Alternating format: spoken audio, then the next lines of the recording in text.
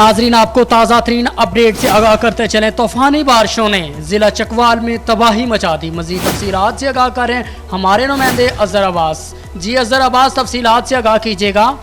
جی بالکل، طوفانی بارشوں نے ضلع چکوال میں تباہی مچا دی، جس سے 12 افراد جان باغ، 5 شدید زخمی۔ تفصیلات کے مطابق قصبہ لکھوال میں مکان کی چھت گرنے سے 4 افراد جان بحق ہو گئے۔ دوسرا واقعہ قصبہ گھگ میں مکان کی چھت گرنے سے ماں بیٹی سمیت 4 افراد جان بحق، جبکہ 12 سالہ بچے کو شدید زخمی حالت میں بچا لیا گیا۔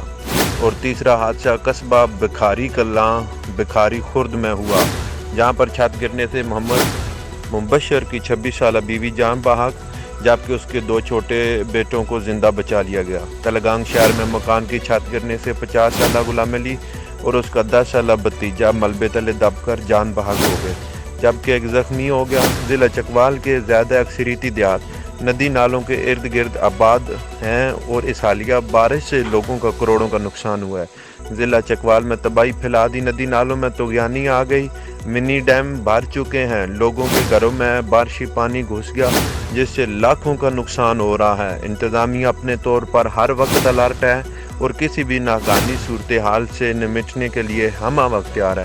Azhar Abbas, 29 news, bureau chief, Chakwal. Azhar Abbas, آپ کا بہت شکریہ۔